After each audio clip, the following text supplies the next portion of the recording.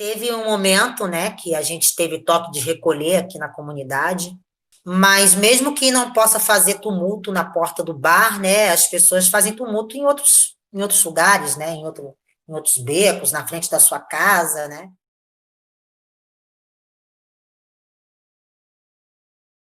Então, assim, super prazer, né, dessa conversa hoje, assim, com a Aline. A gente trocou uma pequena ideia, assim, pelo WhatsApp, e eu fiquei com vontade de fazer uma apresentação, assim, mais formal mesmo, para os outros colegas, enfim, também terem esse conhecimento, assim. E aí, depois, então, eu passo para o Weber para ele fazer uma apresentação e para ti, tá, Aline, para a gente continuar essa conversa. Essa nossa convidada hoje, né, ela é cantora, compositora e rapper, moradora do Cantagalo, no Rio de Janeiro. Já participou de diversos festivais, recebeu várias premiações, né, como melhor compositora, melhor intérprete. Tem participação em vários projetos sociais, entre eles como voluntária no projeto Mulheres contra a Violência Doméstica. Atuou como programadora de rádio no Madame Satã, Lapa, pela Evolução Black, e como programadora da Rádio Panorama FM, além de ministrar palestras em escolas pela ONG Melanina, que desenvolvia um trabalho de resgate da autoestima e da identidade da mulher. Cursou oficina de audiovisual do Afro Reg, que lhe deu noções de edição de vídeo, captação em disc jockey e locução de rádio. Tem noções ainda como cuidadora de idosos, na parte de nutrição, psicologia e ortopedia, participação no CD Fala Tu. É ex-boxeadora amadora, realizou 3 lutas, teve 2 vitórias por nocaute, foi instrutora de dança pela Oficina Jovens pela Paz e é instrutora de boxe federada.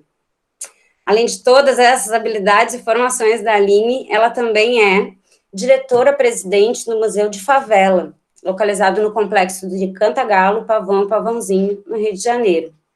O Museu de Favela ele é o primeiro museu territorial no Brasil, existe há 10 anos.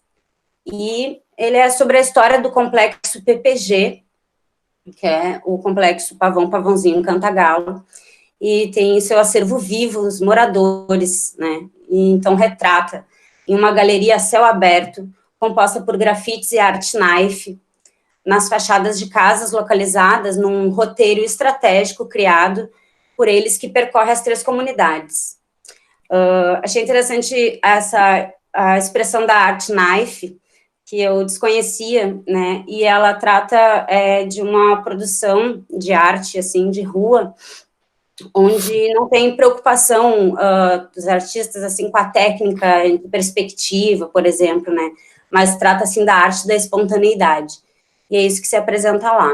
O MUF, que é a sigla para Museu de Favela, ele também tem uma exposição itinerante com entrevistas de moradores sobre as suas vivências no território, e a exposição ela tem já 4 edições do tema Mulheres Guerreiras, além do tema Velhos Ilustres, que é composta por moradores mais antigos lá do complexo. Essas exposições itinerantes, elas são expostas em universidades, museus, em outras comunidades, né, em escolas, diversos eventos. Outra atividade do MUF é o de visitações pelo roteiro de Casas Tela, a galeria a céu aberto. Essas visitas guiadas, elas recebem pessoas de toda parte do mundo, né, curiosos por conhecerem as favelas, né, então, pesquisadores, turistas, acadêmicos, historiadores, arquitetos, público em geral, vai lá, né, para essa visitação desse roteiro de Casas Tela. Nos últimos anos, as visitações têm sido o único recurso de sustentabilidade do MUF, né, e atualmente, devido à pandemia, o museu ele está impossibilitado de receber essas visitações, né, no seu roteiro. Por isso, até eu vou colocar aqui no chat o site do Museu de Favela, que é um site incrível que eu tive acesso, né, ele é lindo, completo, assim, tem a história do museu, dos integrantes, das ações, né, com diversas fotos e vídeos, os circuitos de visitação, e por ali é possível a gente colaborar com o museu, né, com doações ou com ações, então entrar em contato com os representantes ali para saber de que forma, né, contribuir, em especial nesse momento. E, para findar, assim, os sócios fundadores atuantes na instituição atualmente, hoje são 5, contando com a Aline. São todos voluntários e autônomos. E com a pandemia, então, no primeiro momento, deixou eles meio desorientados, assim, mas em seguida retomaram alguns trabalhos que julgaram possíveis, né, como reuniões semanais, alguns trabalhos que são possíveis por home office, e projetos em parceria com encontros também por videochamadas como esse agora, né, que a Aline dispôs aí do seu corpo, do seu tempo, né, para conversar com a gente. As doações de parceiros já antigos e de novos parceiros começaram a chegar lá, né, através do MUF, para ações contra o Covid agora. Então, o MUF tem feito, destinado, né, essa ajuda para a comunidade, por meio de cestas básicas, kits de limpeza, vale gás, máscaras e mão de obra. Então, sou muito grata, tá, por ter podido aqui te apresentar, por saber um pouco de ti. E abro agora, então, para o Weber, se quiser falar alguma coisa e a gente continuar essa conversa. Obrigada, meu bem. Oi, Aline, prazer. Pô, que legal, tem um monte de gente. Né? Eu quero ver como é que vai funcionar esses quadradinhos aqui, daqui a pouco eu não vou enxergar ninguém. Mas eu quero escutar, Aline, então vou te passar de pronto a palavra. Muito obrigado por aceitar estar aqui com a gente. O prazer é meu, eu que fico muito grata aí pelo convite, né, pela consideração. E como eu estava falando anteriormente, né, antes da sua chegada, eu estava falando aqui com o pessoal aqui de uma forma descontraída, mais ou menos, como que está sendo a pandemia, né, a vivência aqui na pandemia, da pandemia na nossa comunidade. Como eu havia dito anteriormente, as comunidades, né, Cantagalo, Pavão e Pavãozinho, trata-se de um complexo, né, em um maciço, que é o morro, né, eu moro precisamente no Cantagalo. O Museu de Favela, ele representa o território todo, né, a gente faz um levantamento histórico do território todo, não só do Cantagalo, e essa comunidade, ela é muito privilegiada, porque a gente se localiza entre Copacabana e Ipanema, a gente tem um visual maravilhoso da Lagoa de Freitas, que é um bairro nobre, e por ela ser tão acessível assim, ser bem localizada, né, graças a Deus nesse momento, né, a gente tem tido uma boa assistência, né, até mesmo as instituições locais, que são ações desenvolvidas por lideranças da própria comunidade, têm se mobilizado para arrecadar doações de cesta básica, de material de limpeza, de higiene, essas coisas todas, né. E não é diferente com o Museu de Favela, né, o Museu de Favela, por ter as portas abertas devido a essa credibilidade, né, de feedback, de transparência e tudo mais, outros parceiros que já nos conheciam e novos parceiros se aproximaram para, através do Museu de Favela, dar uma assistência à nossa comunidade, o que não é similar em outros lugares aqui do Rio de Janeiro, outras favelas, como da Zona Norte, por exemplo, né? Inclusive, algumas pessoas que estavam na minha lista para receber cesta básica, desculpem pelo meu cachorrinho, ele é um amor. Me dá um segundo. Vocês me desculpem, tá? Me dá só um segundo.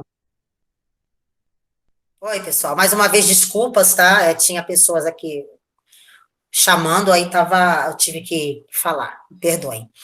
Então, como eu estava dizendo, outras favelas aqui no Rio de Janeiro, não só propriamente no Rio, né? A gente sabe que a realidade é diferente. Favela não é tudo igual, né?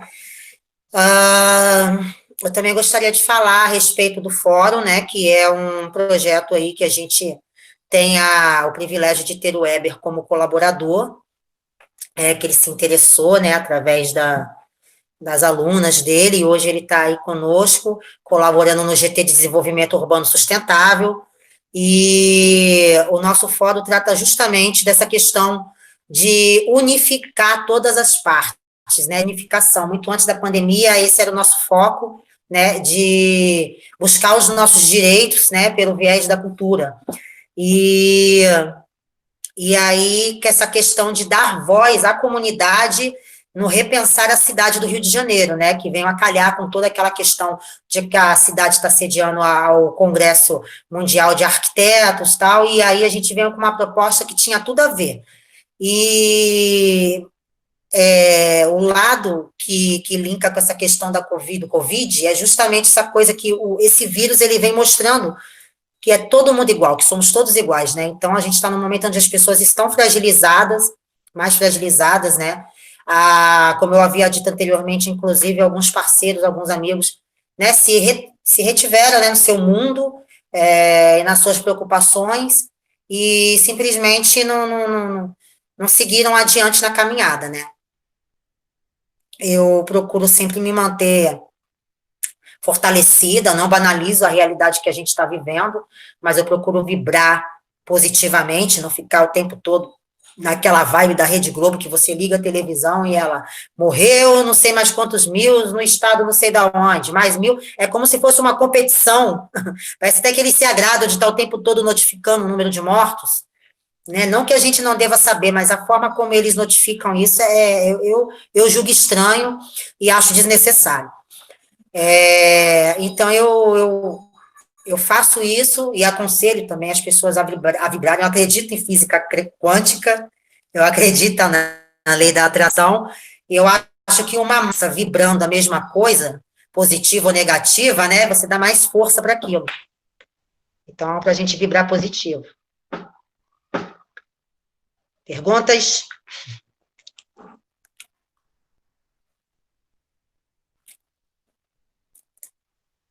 Acho que está tranquilo aí.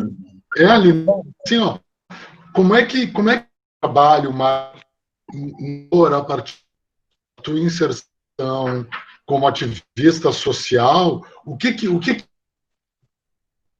muda, assim, exatamente, né? Enfim, nós, na maior parte de classe média, enfim, de bairros tipo Zona Carioca, em lugares do Brasil, né? Entrou o Rodrigo, que está em Manaus. Como é que o que muda no dia a dia das comunidades, ter que conviver enfim, a epidemia, o risco? Você ainda não tinha entrado, né, Heber, quando eu tinha falado dessa questão do descaso. O que eu percebo na minha comunidade é um descaso. Os deslocamentos. Eu percebo não só na comunidade, mas no asfalto também, né? Cada classe com a sua forma de menosprezar um fato, né? É isso que eu estou vendo aqui a nível de cidade do Rio de Janeiro, aqui a nível de Zona Sul também, né? Mais propriamente falando. Escuto falar que não está sendo diferente na Baixada, né? Nos outros bairros do Rio de Janeiro, que também não está sendo diferente, que da mesma forma que aqui, muitas vezes, quando eu saio, eu me deparo com o pessoal fazendo resenha, bebendo a sua cerveja no meio do caminho, compartilhando até, às vezes, o mesmo copo, muito próximos, como se nada tivesse acontecendo, né? Também está sendo lá, né? Segundo as pessoas que convivem, né? E tudo mais falam, que eu recebo, né? Essas coisas. Mas é triste, porque não é só o Covid, né? A favela, ela já enfrenta muitos outros problemas, leptospirose, o problema com a dengue, né? Quer dizer, o Covid é um agravante, né? Trágico, um vírus letal, né? E nesse início de maio nós tivemos uma morte atrás da outra, assim, que foi notificada pelo jornal informativo local, né? Virtual, PPG informativo. As famílias muitas vezes não queriam falar do que era a causa da morte, né? Mas provavelmente eles também tiveram ali um momento de deboche, de descaso, de preocupação, de pouco cuidado, né? E aí, infelizmente, até quem está tomando cuidado, né? Muitas vezes adoece, quanto mais quem não está, né? Então é uma preocupação que, infelizmente, na comunidade, vou falar com mais propriedade da comunidade aqui da onde eu moro, né? A gente já tem muito problema com descaso com o lixo, né? Com saneamentos básicos, essa coisa toda. As pessoas, por exemplo, reguem as suas casas, e eu não sei o que acontece, que não querem saber de embolsar por fora, e não trata-se de que não tem condição para isso, né? É como se fosse um desleixo mesmo. Por exemplo, você tem um pequeno conserto para fazer na sua casa e vai deixando passar, e aquilo vai se agravando, né? E o simples fato de embolsar a sua casa te te garante uma proteção, uma saúde, né? Porque aqui a gente também tem muito caso de tuberculose, pneumonia, as casas são muito coladas, né? Como as moradias vão aumentando de tamanho, né? As residências aqui são segundo, três, quarto andar, às vezes mais, né? Que não deveria, mas as autoridades já fizeram vista grossa, né? Tipo, que se lasque, que se morram meio por aí, que vão fazendo, né? E aí vai ficando cada vez mais úmido, porque aí já não tem mais, né, o sol, aquela coisa. Então, tem alguns pontos específicos aqui dentro da comunidade que são bem úmidos, né? E dentro da própria comunidade tem muita diferença de classe também, né? Também tem um contraste também dentro da comunidade, os que moram um pouco melhor, os que têm acesso a estudo, né, que tem uma mentalidade diferenciada, mas, infelizmente, a grande maioria é que dita a regra ainda do jogo, né, e aí a gente tem que conviver com isso, que aí a gente faz a nossa parte, mas é difícil conscientizar as pessoas, né, e não está sendo diferente com o Covid, né, já era difícil com a questão do lixo, com outras doenças, a dengue, né, o próprio a Aedes aegypti aí, que é uma realidade nas comunidades também, né, por causa da questão justamente da higiene, foco de água parada, tudo isso, e com Covid também né, o trágico é que como eu falei, é um vírus letal, né, que é altamente contagioso, né, e aí, consecutivamente, a gente ainda, infelizmente, vai ter que ter muita notificação de mortos, né, isso já é um fato, não tem como fugir disso, tá bem claro para todo mundo, tá todo mundo agora vendo que não é brincadeira de chinês, né?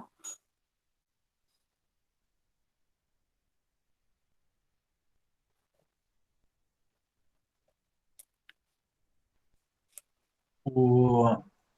Ripoll, quer lançar tua É, pergunta? Oi? Sim, posso falar. Posso. Boa tarde, Aline. Vou pedir perdão, não vou ligar minha câmera hoje, porque o espaço aqui está impublicável. Primeiramente, muito obrigado pela tua participação. É um prazer estar aqui te ouvindo. Eu sou gaúcho, mas moro no Rio de Janeiro. E semana passada eu apresentei aqui nesse espaço um certo panorama da pandemia no Rio de Janeiro, claro, de uma maneira bem limitada, assim, mas pegando principalmente pelos dados oficiais e trabalhando o ponto de que os dados oficiais são incapazes de nos mostrar com detalhe o andamento da doença e são ainda mais incapazes de mostrar o que está acontecendo com essa doença nas favelas, né, nas comunidades, porque, enfim, não tem esse grau de detalhamento, não tem essa capacidade de entrar, e a gente está vendo que conforme a doença está entrando nesses espaços, a explosão de número de casos está bem grave, né? A minha pergunta era sobre algo que eu acho que tu estavas falando antes da gente entrar no ar,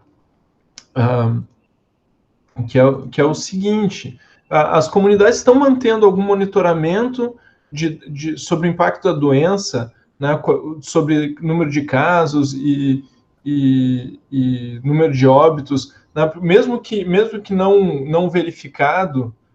Como é que está isso? Porque isso pode servir, inclusive, como bandeira para depois uma luta frente ao poder público, né? Olha aqui como é que está, pelo nosso próprio monitoramento, como é grave a situação. Então, tem essas iniciativas? Como é que são esses números? Bom, aqui nessa comunidade aqui a gente tem a clínica da família, né? E os dados oficiais que são divulgados pelo nosso jornal virtual PPG Informativo, segundo notificação, né, constatada mesmo, oficial, que é passado para quem é responsável pelo jornal, né? Então, assim, não é o morador diretamente que está cuidando dessa parte de estatística. O que nós temos feito, né, lideranças comunitárias, né, agitar, mobilizar doações, não só de alimentos, mas também de material de limpeza, máscaras, Tem um amigo meu que também é representante da Favela Solidária, que também desenvolve um trabalho bacana na comunidade, que conseguiu, através de rifa e doação, comprar aquele equipamento de sanitização, né? E aí ele já fez umas 3 etapas de sanitização aqui na comunidade, né? Ele organiza lá a agenda, né, com o pessoal que está colaborando, né, morador que está colaborando, né, alguns moradores mais conscientes fazem a sua parte lavando o seu caminho, né, cuidando do seu lixo, usando água sanitária e tudo mais, mas a gente ainda tem uma grande maioria de teimosos, né, de pessoas né, mas eu acredito no nosso trabalho de formiguinha, né, e a gente vai fazendo dessa forma. Agora, quanto ao monitoramento desses dados, né, estatísticos, é o pessoal da saúde mesmo que se responsabiliza, né, que toma. Então, quando alguém na comunidade adoece, está com suspeita, já vai direto para a clínica da família, e lá eles cuidam dos procedimentos, né, e fazem os seus devidos encaminhamentos. Isso, só para concluir, tu falavas antes da gente entrar no ar sobre as famílias às vezes não quererem divulgar, como é que é isso? Sim, então, é justamente isso. As famílias, muitas vezes, eu não sei, acho que justamente para poder evitar especulação, ou talvez por vergonha, ou também por saberem, né, que se fulano morreu de Covid, obviamente que os familiares possam estar. Então, para evitar mais tumultuação, né, na vida dessas pessoas, acho que elas se resguardam dessa forma, né. Eu acho que eu compreendo, mas atrapalha um pouco, né? Porque é importante, eu acho importante essa notificação, sim, esse choque de realidade para as pessoas talvez acordarem, ficarem com medo mesmo, né? E, e tomar os devidos cuidados. É muito difícil convencer as pessoas de abrir mão da sua cervejinha, né? Das suas resenhas. É muito difícil, né? Parece que você está lidando com uma criança pirracenta, né? Assim. Bem essa palavra, essa é a palavra. Parece que você está lidando com uma criança pirracenta que quer porque quer fazer determinada coisa, entendeu? Muito complicado, é difícil, né? As pessoas até estão usando máscaras, as pessoas até estão, né? Estão usando máscaras, mas daquela forma incorreta, como na própria TV notifica o tempo inteiro, abaixo do queixo, acima da testa, sei lá, tira de forma incorreta, não lavam, passam álcool em gel e tá bom, mete na cara de novo, entendeu? Descartando máscaras descartáveis em qualquer canto aí do morro, podendo uma criança pegar, brincar, né? Porque as crianças ficam soltas aqui na comunidade também. Então, quer dizer, é inútil. Chega a ser inútil o uso da máscara, né? Dessa forma. Não, e isso eu acho que tu está comentando, acho que se agrava ainda com uma questão de tempo, né? Já faz aí mais ou menos 2 meses, né? Pelo menos aqui para a gente em Porto Alegre, nos primeiros momentos a gente conseguiu, a gente via as ruas bem mais vazias, mas aos poucos as pessoas cansam, acho, alguma coisa, ou até isso de não valorizar e vão saindo mais para as ruas, né? Eu não sei se aí vocês chegaram a sentir isso, assim, que teve um momento que teve mais fechado e agora tá abrindo, ou que teve meio parecido, assim, como é que tá? E também, se tu puder depois comentar, que a gente estava conversando ali no início, a questão do próprio museu, né, do projeto, como é que é, essa questão territorial que tu estava explicando antes, e a relação, as mudanças que tiveram aí em função desses tempos que a gente está vivendo. Enquanto instituição, especificamente um museu, né, que recebe visitação e tudo mais, onde a gente atua no território, diretamente no território, é bem claro, né, a gente, enquanto instituição, tem que dar o exemplo, então a gente paralisou as nossas ações, né, anteriores, né, nossos trabalhos, né, a forma como a gente trabalhava, tudo isso foi cancelado, inclusive reuniões presenciais, né, então a gente está mantendo o protocolo enquanto instituição, né, a gente tem que dar esse exemplo. Agora, você fez uma pergunta, agora me deu um branco, você pode repetir, por favor, a pergunta anterior ao... Não, se tu acha que o pessoal está teve um momento de maior isolamento e agora está voltando aos poucos para as ruas, ou se Não, esse cenário teve pelo mais, desde o contrário. início teve meio solto, assim. Não, pelo contrário. No início estava bem bagunçado, eu não via ninguém, nem no morro, nem no asfalto, utilizando máscara. Eram muitas poucas pessoas que eu via de máscara, tanto no morro quase que ninguém. E no asfalto dava para contar nos dedos, né? E agora você vê todo mundo de máscara, mas daquele jeito, né? Usando incorretamente, aí fazem resenha, aí à medida que as pessoas vão bebendo, né? A bebida vai fazendo com que você fique muito confortável, então você começa a querer tirar a máscara, começa a falar de perto, né? Começa a fazer um monte de coisas que não deveria. Então, não é aconselhável resenhas e beber, né? Numa situação dessa. Compra sua cervejinha, ficar dentro de casa, sei lá, teu vinho, entendeu? Eu percebo que as pessoas estão um pouco mais de medo porque é por causa das máscaras, mas continuam andando, saindo. Teve um momento, né, que a gente teve toque de recolher aqui na comunidade. Alguns estabelecimentos ainda permanecem, né, cumprindo essa ordem, mas mesmo que não possa fazer tumulto na porta do bar, né, as pessoas fazem tumulto em outros lugares, né, em outros becos, na frente da sua casa, né. Agora os bares, especialmente, estão terminantemente proibidos de funcionar até um determinado horário. O horário eles têm que estar fechado ou funcionando de meia porta aberta e não pode mais de tem 3 pessoas, já é aglomeração. Aí, amiga, daquele jeito, né? Igual eles costumam falar, né? Abraça o papo, senão o papo vai te abraçar. Aline, só ver se eu estou entendendo. Tu está falando de um tipo de regra e de toque de recolher que não é pela prefeitura. Tu está falando de um tipo de controle interno pelo tráfico. Um paralelo.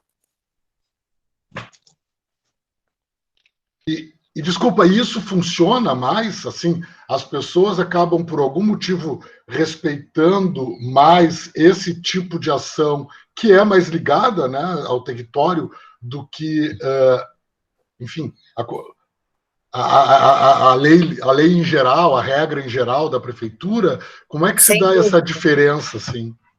Sem sombra nenhuma de dúvida. É simplesmente movidos pelo medo, né? Questão de medo.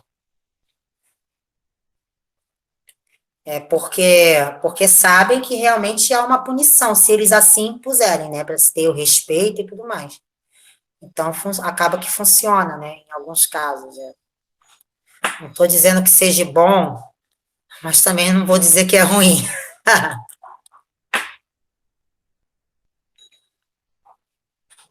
A gente teve notícia, na conversa com o André até apareceu isso, a gente teve notícia aqui, né, uma espécie de cartaz do CV, que chegou até nós via WhatsApp, então ele rodou o Brasil, né, sobre a questão do toque de recolher, por um lado. E, por outro lado, chegaram uns vídeos e tal, do que parecia ser uma ação da milícia na Zona Oeste, né, de carro, gritando, com megafone. Esse tipo de tensão, ela chega até aí, enfim, o complexo das comunidades na Zona Sul, ou são espaços que estão muito desligados, enfim, e tu não tem muito uma repercussão, digamos, da ação da milícia na Zona Oeste em relação à ação do CV, no caso da Zona Sul, enfim. Como é que fica essa tensão que tem a prefeitura, o governo do estado? É uma organização paralela, né? Que foge do meu conhecimento, mas eu acredito que eles têm a forma deles de organizar, entendeu? E estão o tempo todo conectados, entendeu? Porque é uma facção, trata-se de uma facção, então não tem essa de que daquele lá funciona assim, lá funciona assado. Eu acho que eles têm uma conexão.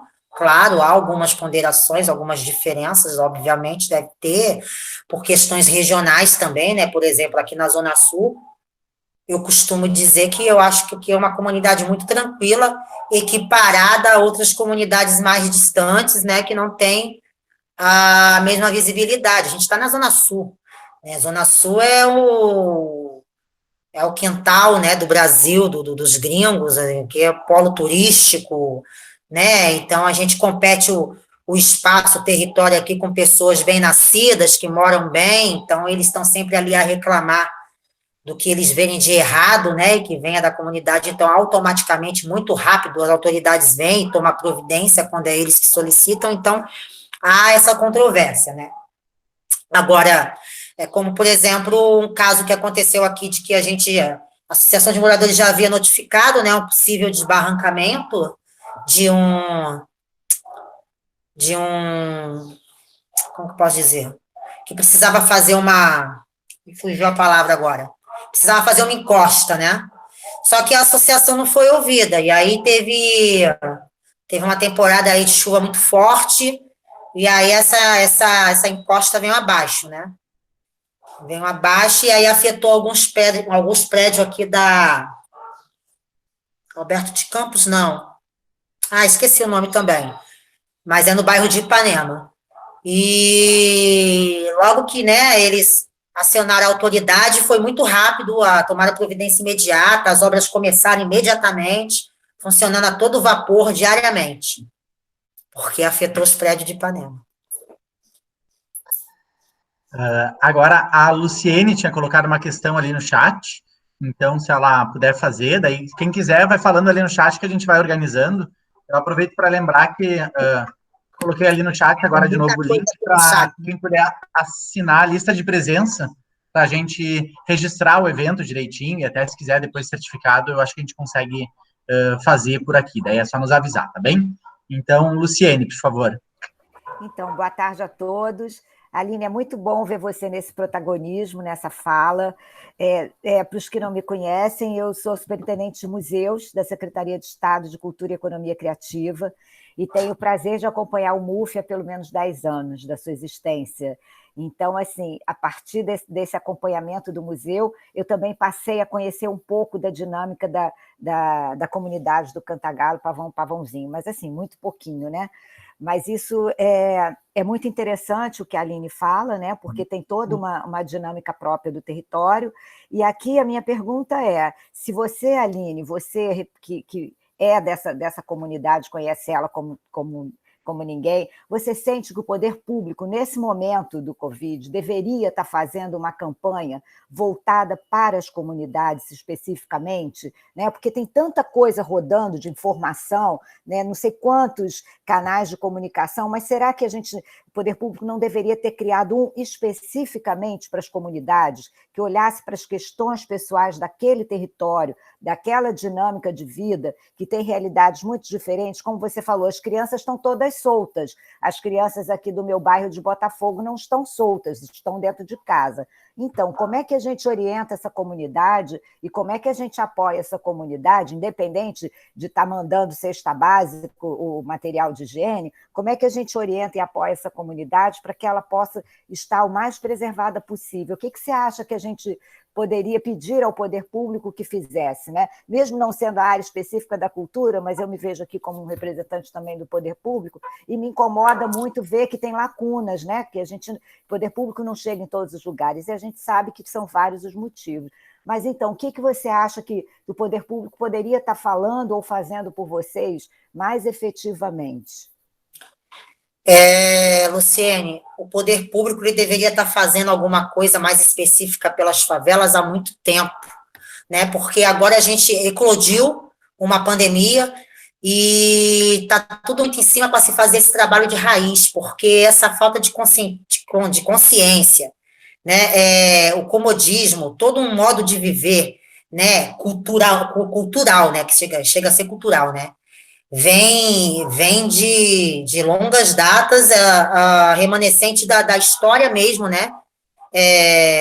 Sofrida pelo povo negro, né? Que é a grande maioria no território, né? Então, isso é uma coisa que vem, né, de séculos. Então, para fazer um trabalho específico na comunidade, especialmente aqui que não está tão sem muita assistência, tem que ser um trabalho de conscientização. O problema não é água, nosso problema não é água, aqui é uma comunidade que a gente não paga pela água que a gente consome, É uma comunidade que está bem assistida, como eu já falei, de cesta básica, graças a Deus, e espero que assim permaneça, né? Eu vejo muito bem assistida de todos, eu moro aqui, posso falar isso com propriedade. É assim que eu enxergo. Agora, realmente, a grande maioria, assim, é como se fosse uma produção em série, as pessoas se comportam de forma muito parecida, com descaso, com deboche, isso é cultural, entendeu? Então, é complicado falar o que dá para fazer agora, tem que ser o que se pode fazer realmente é isso, é cooperar, né, para que essa gente mantenha a higiene, mantenha os cuidados mínimos, né, porque para as mentes mudar é um trabalho de mais longo prazo. Esse é o meu ponto de vista. Você já pensou, você que é uma das lideranças desse lugar, você já pensou em gravar um vídeo falando das suas mudanças de hábito, falando para os seus pares? Porque uma coisa sou eu falar dos meus hábitos morando aqui dentro de um apartamento na Zona Sul. Uma coisa é você mostrar um pouco do seu dia a dia, né? Como é que você lida com as suas mudanças de hábito, como é que você lida com a sua neta, como é que você vê, como é que você lava as suas coisas, porque aí é você falando para os seus, né? Eu acho que isso pode ser muito rico, muito bacana. Eu acho que o Museu de Favela pode fazer esse protagonismo. É bem difícil, mas não é impossível, porque eu já tenho isso diretamente com os minha filha, né? Então, quer dizer, o que eu tenho aqui, né? Muita briga com o marido, briga com a filha, porque eu fico batendo nessa tecla, né? O meu marido, ele se enquadra, né? Nessa daí dos que gostam da resenha com a cervejinha. Então, dias desses a gente discutiu, né? A minha filha adora bater perna, né? E carrega a minha neta junto, né? Aí a gente discute. Então, quer dizer, já é muito difícil com os meus familiares, que dirá com a comunidade, né? É bem difícil. Mas eu acho que é aquilo, é uma responsabilidade enquanto instituição, sim, a gente tentar mover, né, ações de todos os tipos e as possíveis nesse momento. Né? E super bem quisto a dica. A Ana também tinha uma questão para falar, tinha avisado ali no chat. Oi, vocês estão me escutando? Tá. Sim. Oi, só um pouquinho, Ana. Eu estou achando o seguinte, ó. A gente está pressupondo que nos conhecemos, vários aqui são de um grupo que trabalham, outros são de outro grupo que eu estou tendo contato agora, mas assim, eu acho que isso é interessante cada um que falar. Agora, quando eu fui ver a lista de chamadas, assim, tem gente de um monte de lugar, aí dizer de onde que está falando, né? Enfim, obviamente lembrei isso, porque a Ana fala de bem longe. Então tá. Aline, muito obrigada por te ouvir. Eu sou a Ana, então eu sou doutoranda, né? Estou fazendo doutorado na Federal do Rio Grande do Sul, com o Eber, que é meu orientador. Nesse momento eu estou em doutorado de sanduíche, né? Fazendo uma parte dos estudos em Paris. Então, a gente se conheceu rapidamente naquela primeira reunião, né? Do Cidade, Favela e Patrimônio, que a gente conversou. E é muito bom, assim, te ter nesse grupo de discussão, assim, para que a gente possa, enfim, pensar juntos, né? Mas eu queria colocar uma questão, não sei se de repente tu falou e eu acabei me perdendo. A gente nota que a pandemia ela acabou fazendo com que muitas pessoas, enfim, perdessem o seu emprego ou o seu ganha-pão, né?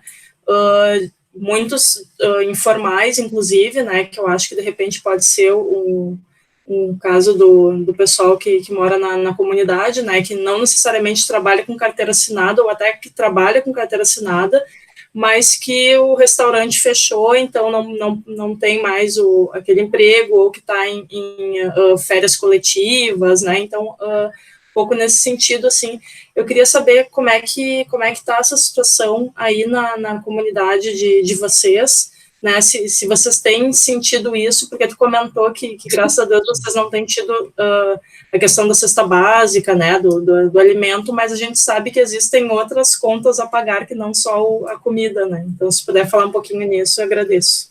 Perfeito. Bem lembrado, né? Porque quando eu falo assim, minha comunidade é na Zona Sul, de frente para o mar, a gente tem somos bem assistenciados sim e tal, mas a realidade é que a gente não vive só de arroz e feijão, né? A cesta básica é bem-vinda, graças a Deus, obrigado, mas não é o que um ser humano, não é só o que o ser humano precisa, né? Só arroz, feijão, sal e óleo. Não é desfazendo do que vem na cesta, mas basicamente a cesta é básica, né? Então é isso que vem. E é como você pontuou, né? Tem pessoas que moram de aluguel aqui, a gente tem uma gama grande de nordestinos que vêm a trabalho, né? E a maioria deles moram de aluguel. E muitas das minhas alunas, né, da personal, são nordestinas e estão passando por dificuldade mesmo, né? Então elas notificam, elas comentam comigo, né? Algumas até com dificuldade para comprar medicamentos, porque estavam passando por algum problema de saúde, né? Teve uma que saiu ela teve, esqueci agora, não está me dando hoje uma série de branco, uma dessas doenças aí, né? Porque são tantas que o mosquitinho traz, que eu já até esqueci. Não é mais só dengue, né? Tem agora mais outras nomenclaturas aí. E ela foi vítima de uma dessas e aí agravou outros problemas de saúde nela, né? Então, ela vinha encontrando dificuldade para comprar medicamento, tudo mais. Inclusive, nós do Museu de Favela tínhamos até um dinheiro de doação destinado para a compra de cesta básica, mas aí, seguindo as dicas do próprio parceiro doador, a gente viu que era melhor comprar o gás, né, já que estava tendo uma assistência de vários lados da cesta básica, aí, como que as pessoas vão cozinhar, né, sem gás, né, e a gente vai assistenciar com vale gás, essas coisas todas.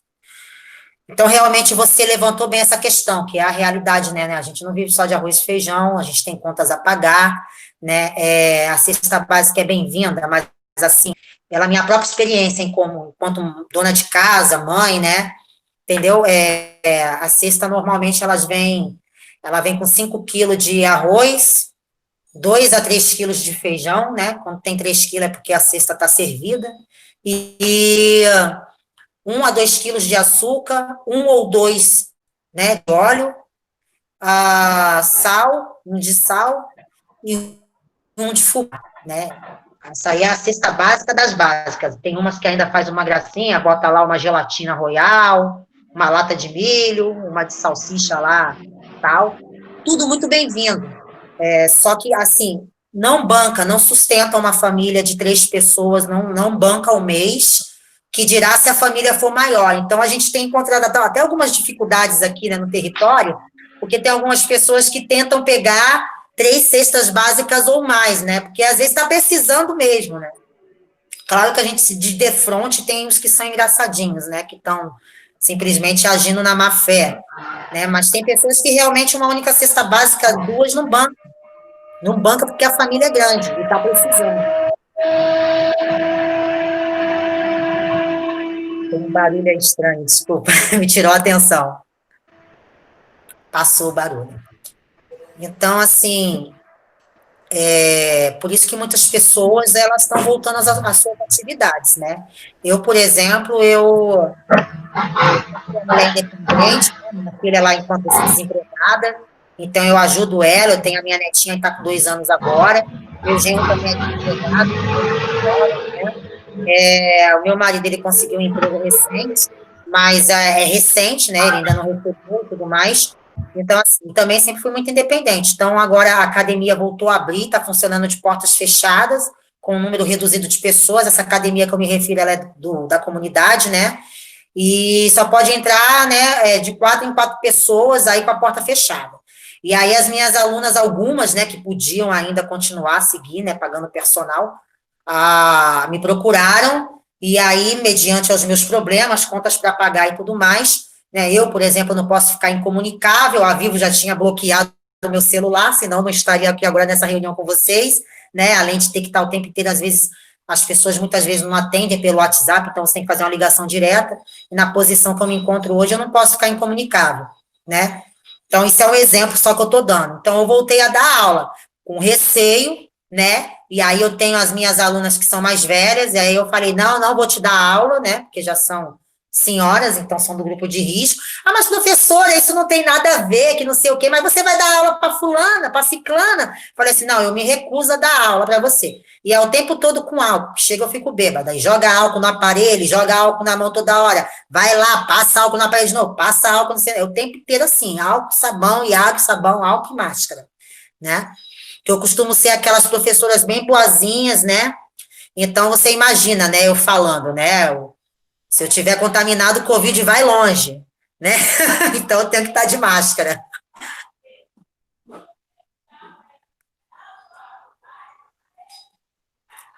A Ju tinha comentado ali no chat, não sei se ela quer falar agora. E também, pessoal, lembrando, como o Weber falou, de se apresentar um pouquinho antes, e eu tô vendo aqui, tem gente de Porto Alegre, do Rio, de Manaus, de Pelotas, aqui do Rio Grande do Sul. Que bacana. Então, quem quiser falar um pouquinho também da realidade da sua cidade, a gente está justamente promovendo, pensando um pouquinho nessa discussão, assim, daí falar como é que está o cenário da sua cidade, daí a gente ver como é que está a situação lá na Cantagalo, Pavãozinho, a gente fazendo essas trocas, assim, das nossas vivências e experiências de cidade nesse momento, assim. Ju, fica à vontade. Oi, pessoal, boa tarde. Eu sou a Juliana, sou mestranda em Planejamento Urbano Regional, aqui de Porto Alegre, sou orientanda do Weber. E também estou participando do Fórum Cidade de Favela e Patrimônio, então eu e a Aline, a gente já se conhece pouco, né? Olá, Juliana. E o que eu quero perguntar é o seguinte, aqui em Porto Alegre tem casos, né, de uma comunidade específica que eu estou sabendo, que é ali da Vila Glorinha, que é uma comunidade com a qual a gente já trabalhou e fez pesquisa, que eles estão sofrendo o risco de retirada do serviço de transporte público, né? Existe o ônibus que passa na avenida, e existem os ônibus que eles são um pouco menores, que chamam aqui as alimentadoras, que eles sobem o morro. E aí, por conta de uma suposta falta de uso durante o momento da pandemia, o poder público, né, a prefeitura, está ameaçando retirar esse serviço da comunidade, inclusive colocou alguns fiscais no final da linha do ônibus, dizendo que não ia mais ter aquele ônibus que sobe o morro é bem grande, né, então as pessoas seriam bastante prejudicadas se isso acontecesse, e eu queria saber se no Rio está acontecendo algum tipo de retirada de serviços, de infraestrutura que tu esteja sabendo nas comunidades. Não está, mas deveria. Entendo que as pessoas precisam da sua renda, né? Elas precisam de receita para sobreviver, mas é altamente, né, contagioso, como a gente sabe, e o transporte público, ele facilita muito o contágio, né? E a gente vê as notificações pelos telejornais, né, que não tem como conter, né, que continua tendo casos do coletivo viajar lotado, com pessoas em pé, mesmo com todos os alertas. É impossível, né? As pessoas querem trabalhar e também muitos patrões não colaboram, né? Não ajudam, simplesmente não querem ajudar. Tem alguns até que se sensibilizam, né? Com os seus funcionários e tudo mais, mas aqui no Rio de Janeiro ainda não teve nenhuma notificação de paralisação de transporte público, não. E na comunidade, os mototáxis e a Kombi está a todo vapor também.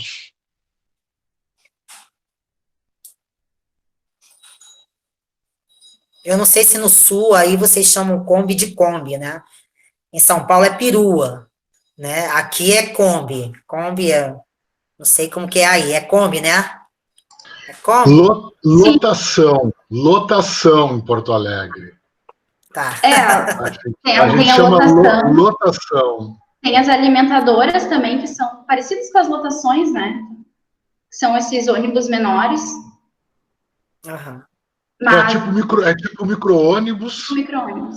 Mas a gente chama de lotação. Na realidade, é porque quando tinha Kombi, há muito tempo atrás, Kombi mesmo, né, o veículo, se chamava lotação. Então ficou esse alternativo, mas aquele é oficial, tem, né, pintura, etc. e tal, é bem controlado, assim, e se chama lotação.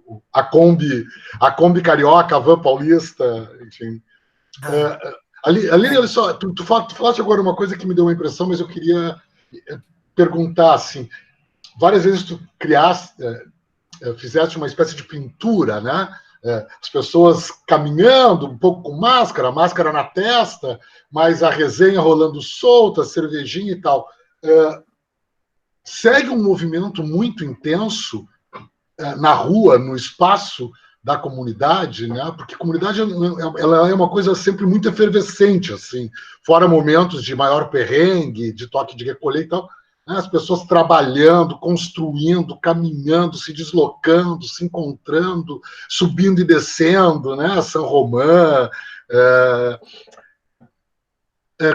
ainda mantém esse ritmo em que pese não tem um efeito maior assim de diminuição desta circulação?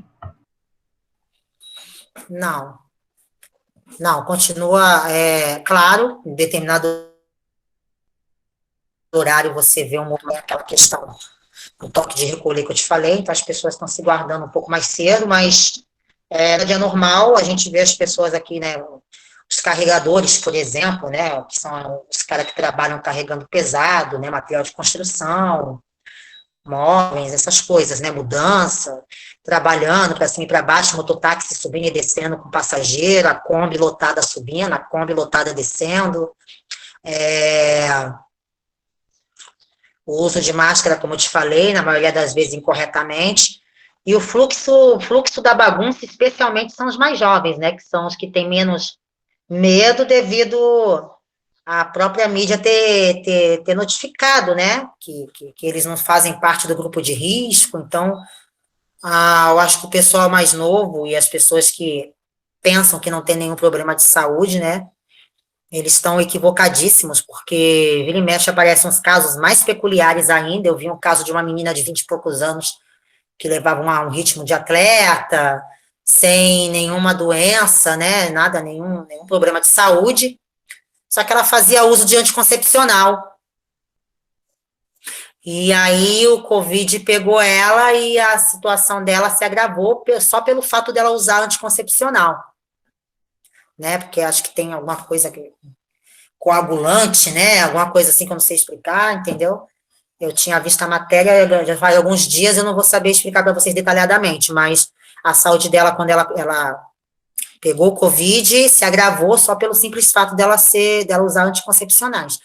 E também não é só a questão, não é que vai morrer por causa do Covid, né, mas por falta do atendimento, né, porque nossa saúde já é debilitada, né, o serviço público de saúde já é debilitado, né, congestionado, então, né, então é essa questão, esse que é o X da questão que as pessoas não estão entendendo, né, quando eles falam de entubamento, eu não sei qual que é a ideia que eles têm, eles devem pensar que é mole, se eu for é só me entubar que vai estar tudo certo, e não é bem assim, né, não é bem assim.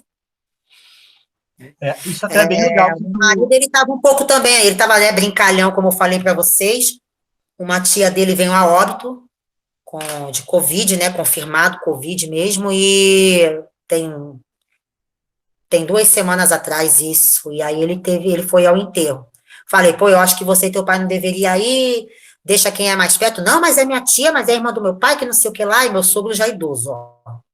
Eles foram, né, chegou lá e ele viu, né, caixão chegando pra caramba, uma coisa fora do normal, que nunca se tinha visto antes, né, aí ele voltou um pouco mais temeroso, mais consciente. Aí leva o vidrinho de álcool na rua, é álcool toda na mão, não sei o quê, né, mas às vezes ele tem os deslizes dele, né, que chamou, o primo gritou aqui na frente, vamos tomar uma cervejinha, pronto, acabou, né. Então é um pouco complicado, né, não sei, eu não posso falar que o motivo da comunidade estar se comportando dessa forma é porque a comunidade sofre e é a maneira como o pobre tem passou, porque há casos e casos, há mentalidades e mentalidades, tem pessoas que determinadas situações não é necessário, algumas falas são sensacionalistas, né, eu acho que no geral é uma questão de conscientização mesmo, de um trabalho de raiz, é cultural o problema, né? Isso quando a Luciene me perguntou sobre essa questão de que, o que eu acho que que as autoridades deveriam fazer, né? Eu falo dessa forma que já deveriam estar fazendo há muito tempo, né? Não adianta agora tentar fazer um trabalho a curto prazo, né?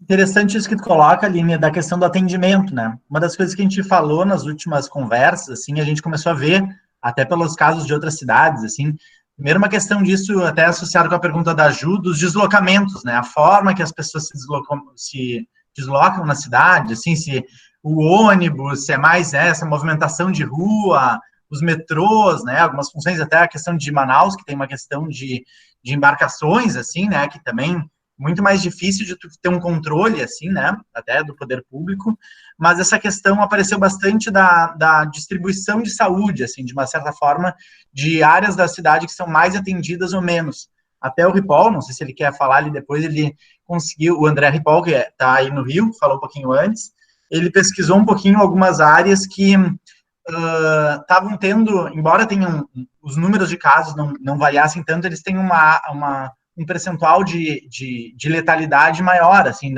dos casos confirmados do vírus, assim, e tem muita em função disso, dessa distribuição de infraestrutura de equipamentos, assim.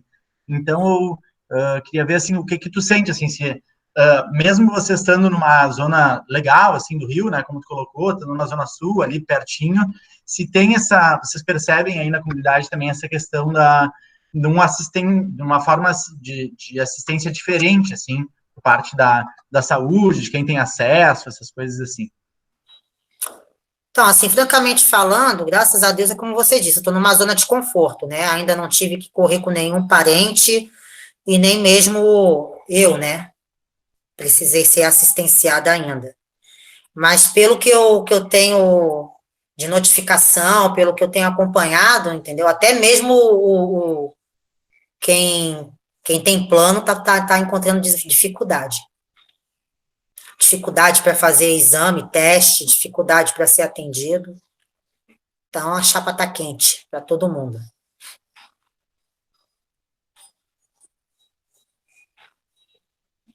Agora, o Rodrigo Capelato se inscreveu ali para fazer uma pergunta.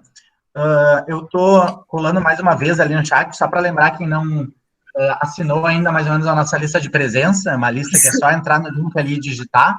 A gente está com 19 pessoas ali, então ainda faltam algumas poucas pessoas, a gente agradece todo mundo que já escreveu, e daqui a pouquinho a ideia é a gente já ir mais ou menos para os encaminhamentos, assim, o que a gente tem feito, assim, mais ou menos uma fala final, cada um que quiser falar, assim, de o que achou, fazendo as suas considerações, né, a gente não está no momento de fazer conclusões, assim, a gente ainda está debatendo, assim, vendo essas questões da cidade, mas de repente uma fala final de cada um que se sentir à vontade, falando o que achou de hoje, da sua realidade, mais para a gente conseguir fazer esses encaminhamentos e temas que a gente pode continuar discutindo, que a gente está mais ou menos, até para quem não está, quem é a primeira vez hoje que está participando, a gente tem feito todas as quartas, mais ou menos, esse evento, assim, então, para conversar, então, temas que a gente ainda pode trabalhar nas próximas edições, enfim, uma fala, assim, mais para a gente ir para o encaminhamento e não se estender até o início da noite, né, por exemplo.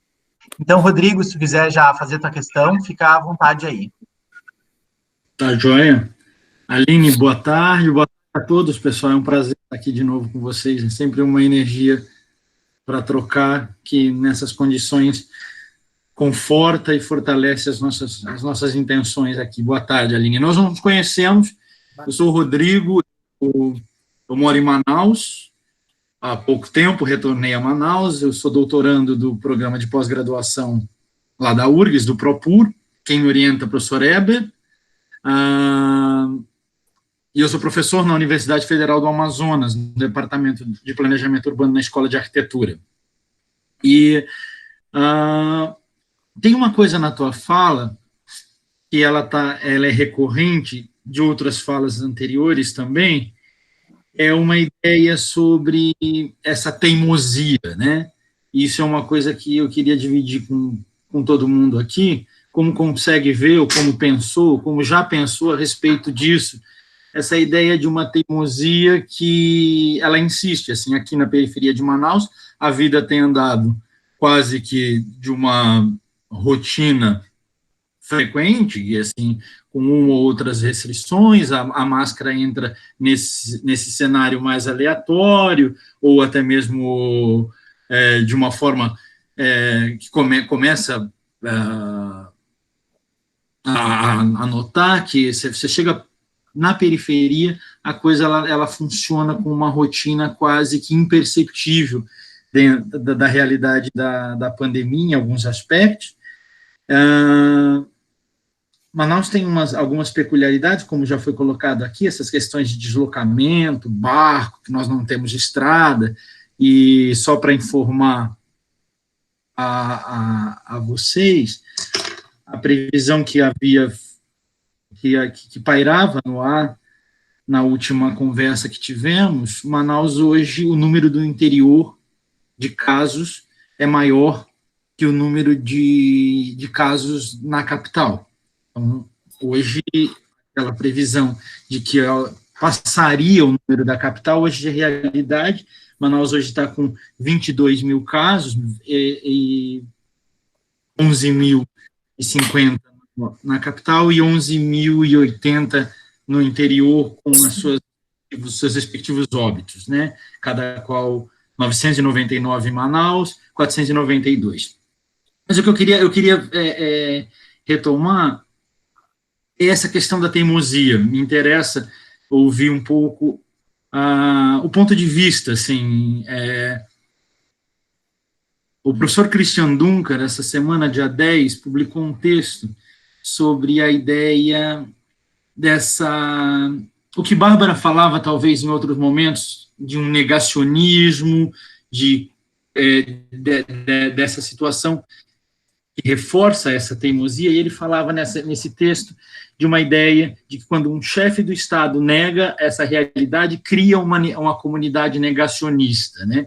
Então, assim, a pensar coisas desse tipo, queria ouvir um pouco se o pessoal tem alguma ideia a respeito, porque tem sido recorrente que, por mais que nós tenhamos as informações, tenhamos o medo, ou tenhamos outras situações, mesmo que nós não tenhamos próximo uma vítima, um parente ou alguém da nossa família, a gente consegue se blindar dentro dessa realidade e aí entrar nesse modo Organização Mundial da Saúde, as minhas prevenções e tudo mais, e o isolamento funciona, mas há também uma flexibilização disso tudo natural, quase que de uma ideia, tipo, dessa coisa negacionista, né, dessa coisa de negar essa situação.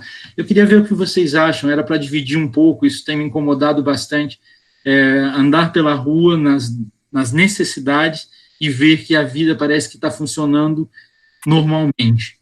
Isso me incomoda um pouco.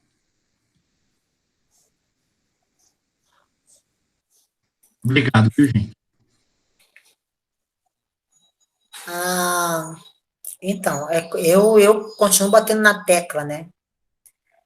O negócio é cultural, né? O jeito das pessoas aqui no Brasil, nas favelas, especificamente falando, se comportar é cultural, né? É como se a gente fosse justamente programado ao inverso de outras populações, de outros países, né, a se comportarem. É como se alguns países, né, não todos, alguns países já tivessem o tempo todo, as pessoas já tivessem o tempo todo esse modo de prevenção, de autoproteção ativado, né, seja pelos seus governadores, pelo modo de viver, pela cultura deles, né, ou porque o país deles já é vulnerável a esse tipo de acontecimentos, né?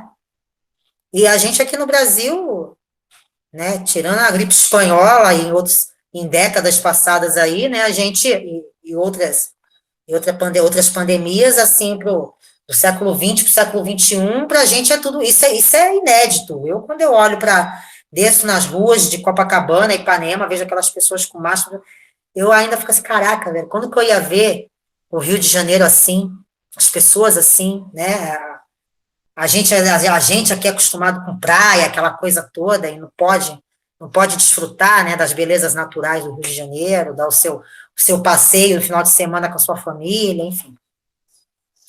Né? Então, para a gente é inaceitável. A gente fica, gente, como isso, né?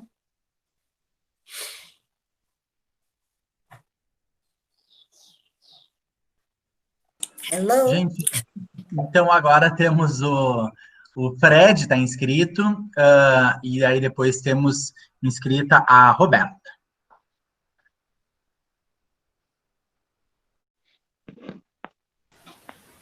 Tá bom. Boa tarde a todos e todas. Aline, prazer em te conhecer. A gente está mais ou menos perto. Eu estou falando do Maitá, no Rio, né?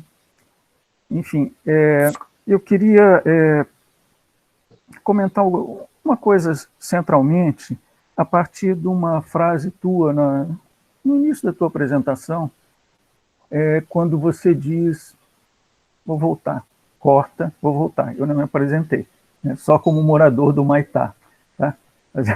Bom, eu moro no Rio de Janeiro, né? Eu sou professor da UFRJ, num programa similar ao que o Weber e várias pessoas aqui fazem parte como professores ou doutorandos, né? Um programa de planejamento urbano e regional, na UFRJ, no caso.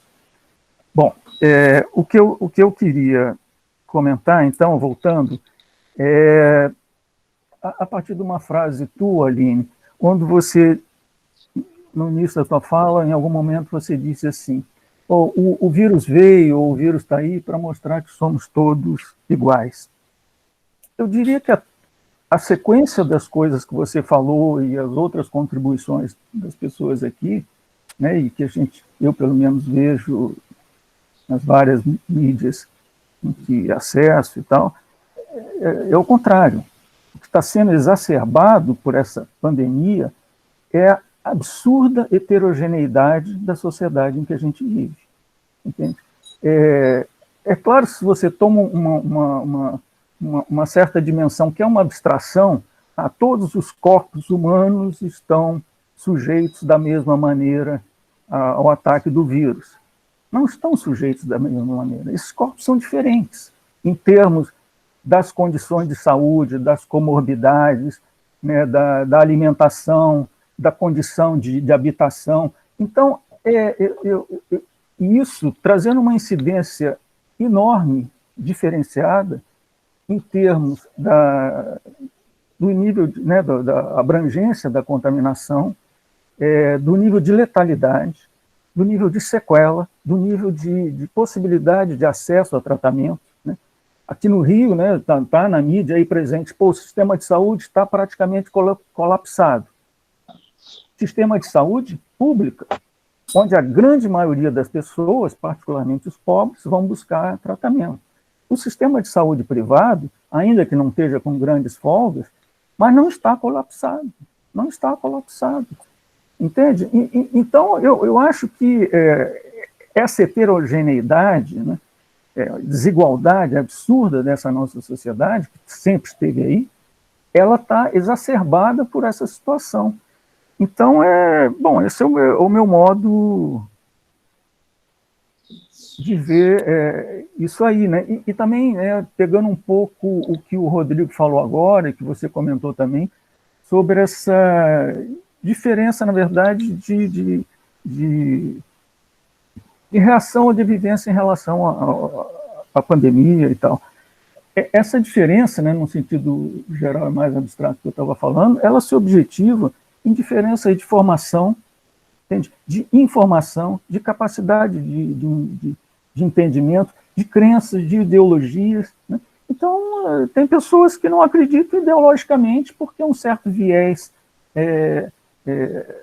fundamentalista que está presente aí, dominante, fascista, coloca uma certa posição negacionista em relação a isso.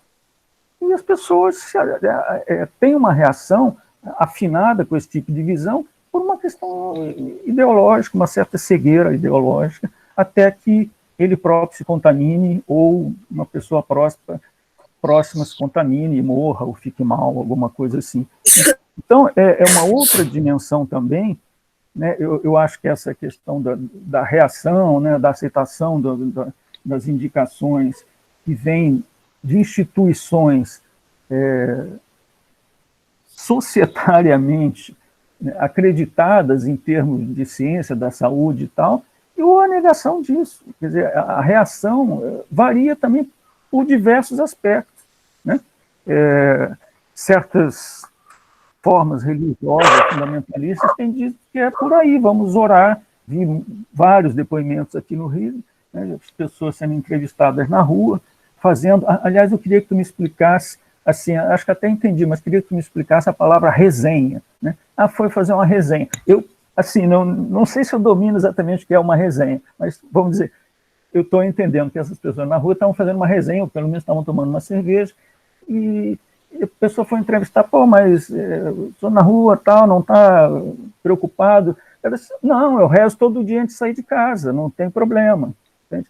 Então, enfim, eu acho que essa heterogeneidade, voltando ao meu mote aqui de fala, ela está exacerbada, né? E, infelizmente, essa exacerbação está levando à morte de uma parcela significativa, né?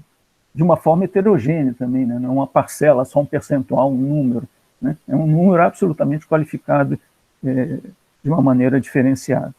É isso.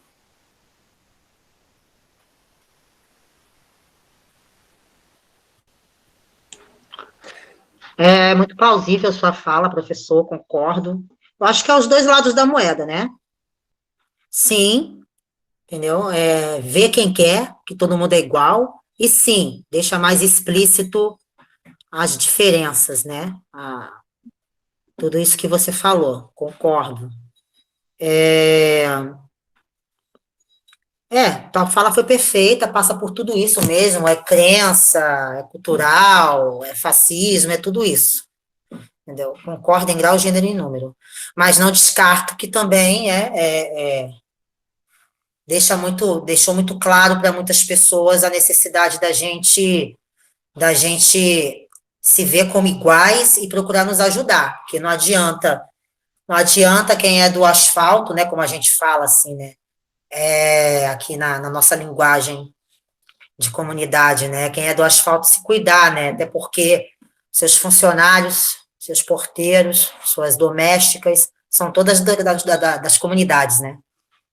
Então, de certa forma também, assim, no fundo, está todo mundo com um pouco de medo, ainda que incrédulo, ainda que continue fazendo as suas resenhas, né, suas cervejinhas e tudo mais, mas as pessoas sabem que a gente está vivendo um momento crítico, e é como eu coloquei lá atrás, né, até os viciados estão andando. É um pouco irônico, né, e até os viciados estão andando de máscara nas ruas, e não é por imposição de ninguém, não. Né, a maneira deles lá, que a gente sabe que não é 100% correta como os médicos indicam, ensinam, né, mas até eles temem também, até eles estão se cuidando, é o que eu vejo nas ruas.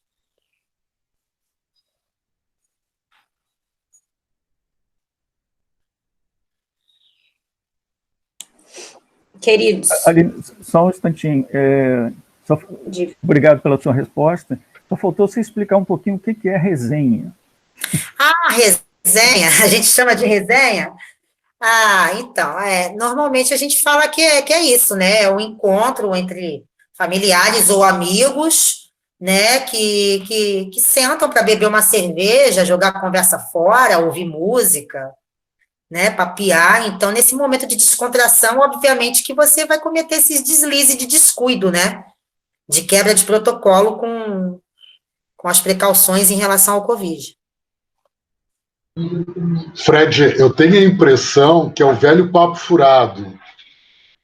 Eu tenho essa impressão, assim, que algumas décadas atrás a situação de resenha era nomeada como papo furado, assim, não é uma reunião, não é festa, não é aniversário, a gente está jogando conversa fora, no botequim e tal, mas eu acho que vem do futebol esse papo dos esportes e tal, enfim. Mas tenho resenha é legal ver que mudou, assim. Tem mais, eu não sei o Marcelo, cadê, mas enfim, tem mais gente, né, Bárbara? Sim, A próxima para contribuição é a Roberta, está inscrita, e depois o André Ripoll. Deixa eu só fazer jus aqui, porque tem muita gente de fora, né? Só para entender assim que tem uma certa linha de continuidade. O Fred foi meu orientador de doutorado. Né? Vocês viram aí vários dizendo que são meus orientandos e tal, mas enfim, meu orientador está aqui também. Sempre super legal encontrá-lo. Mesmo assim, à distância. É muito mais divertido junto, assim. Olho no olho, abraço. Me colocou na posição de avô aqui, né? Você está convivendo com a terceira geração.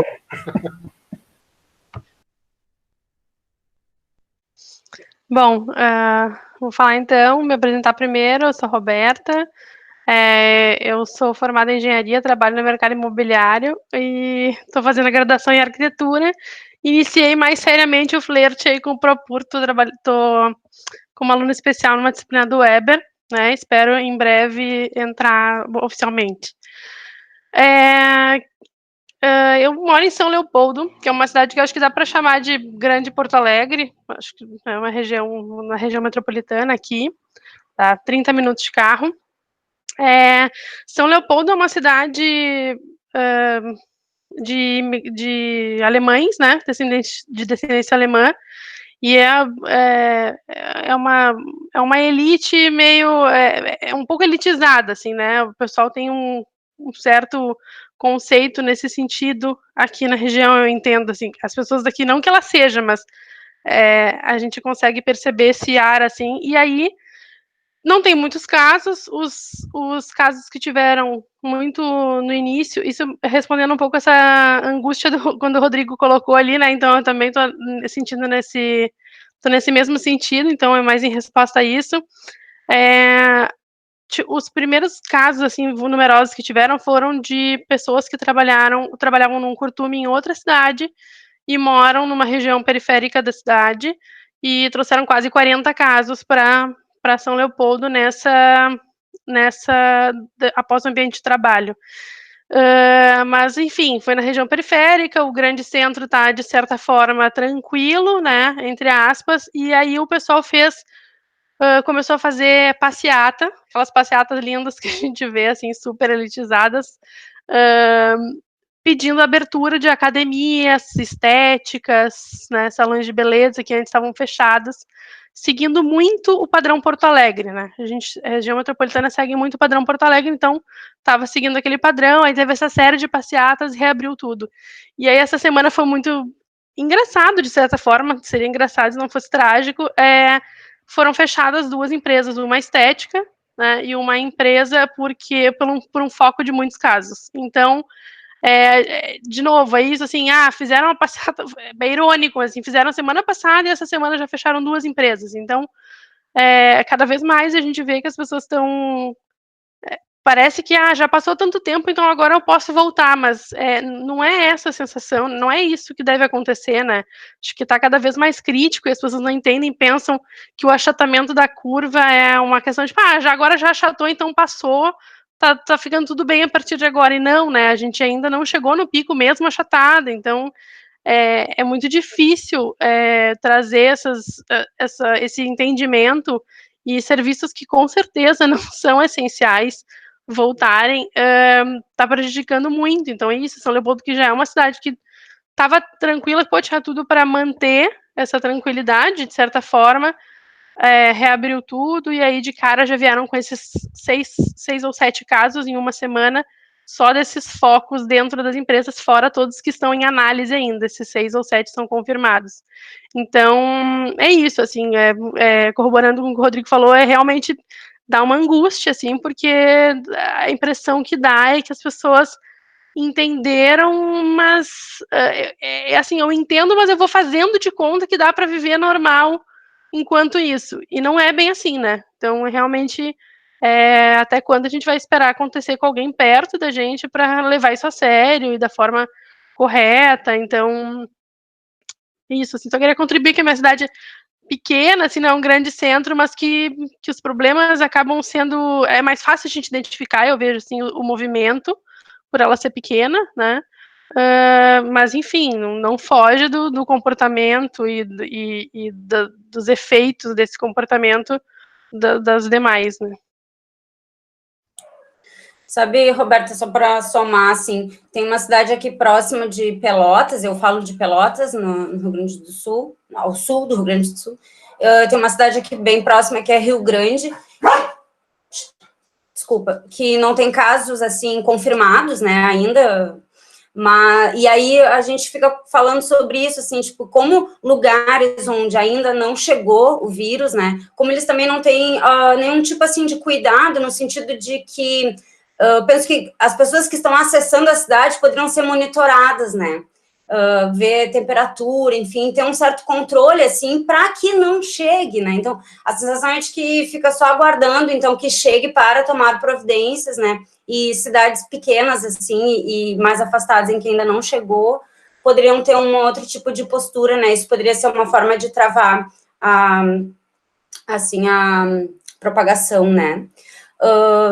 Eu queria abrir a fala para o André Ripoll, e na sequência para a Renata, que inclusive fez um convite ali para nós, para o grupo, né, vou aproveitar aqui a minha fala para chamar, então, para a segunda reunião mensal do Fórum Cidade, Favela e Patrimônio, está no chat aqui, se alguém quiser pegar as informações, é amanhã, quinta-feira, dia 21, às 18h30, na plataforma Cisco, e aí ali tem o site, o link do acesso, né, do link para poder participar. Então, eu queria chamar o André. Olá de novo. Só para continuar o comentário do Eber, eu sou um dos netos do Fred, né, terceira geração que foi orientando do Eber, estou agora no Rio. Eu sou fui mestrando do Eber em Porto Alegre, agora orientando do Fred aqui no Rio. Eu queria só atualizar duas coisinhas, né? Eu trouxe dados semana passada sobre a situação do Rio de Janeiro, e assim, o que a gente viu em uma semana, o que eu comecei a apontar semana passada, uma retomada da ascensão da curva, e realmente, nessa última semana, assim, explodiu as contaminações aqui no Rio de Janeiro, no estado, e eu estava apostando que seria alguma coisa de interiorização, mas não, a cidade do Rio de Janeiro também explodiu o número de casos, não está controlado, está muito preocupante. A outra coisa que eu queria dizer é que eu tive informações sobre a pergunta acho que foi da Ju, não lembro, sobre o transporte público, as supervias que controla trem, né, para a região do Rio e o metrô, reduziu o número de trens, tanto no metrô quanto no trem em si, o número de viagens, a frequência de viagens, justamente porque tinha menos utilização, começou a lotar em alguns horários e colocou mais números de volta. Esse foi o único dado que eu tive sobre o que aconteceu aqui no Rio, né? E, por último, queria propor também uma pergunta para a Aline falar sobre isso, que é uma continuidade do que o Fred falou sobre os corpos serem diferentes, né? E uma das brutais maneiras com que isso se revelou essa semana foi um caso que está aqui na mídia agora no Rio de Janeiro, de um menino adolescente de 14 anos baleado numa comunidade de São Gonçalo, de novo por uma ação policial. Ou seja, o que a gente vê é que, no caso de comunidades, ainda tem esses agravantes da vida, entre aspas, normal, da vida que sem pandemia, continuam. Ou seja, a gente teve a semana passada a ação no Alemão, né, com não sei quantos mortos, um adolescente agora baleado numa ação policial em São Gonçalo. Então, assim, a perversidade do mundo continua. E como é que a gente faz, e como é que as comunidades conseguem se articular? Isso na verdade, é uma discussão, acho que para todos nós, né?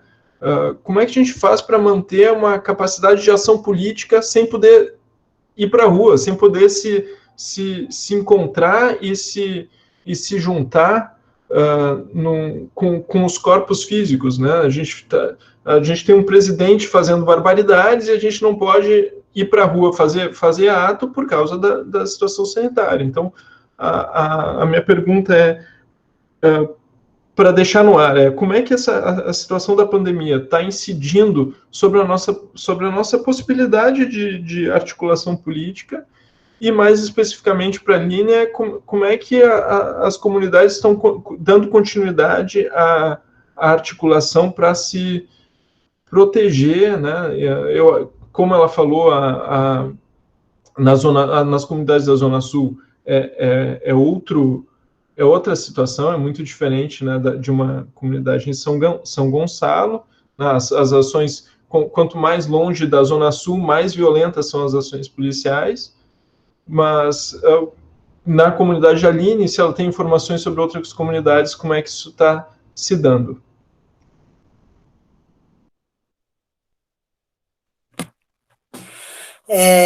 Pois bem, então, esse é o meu ponto de vista. Meu ponto de vista é que as pessoas, os articuladores, lideranças comunitárias, ativistas de outras favelas, de outras regiões do Rio de Janeiro que não Zona Sul, é um povo de muita fibra, de muita garra, é assim que eu os vejo.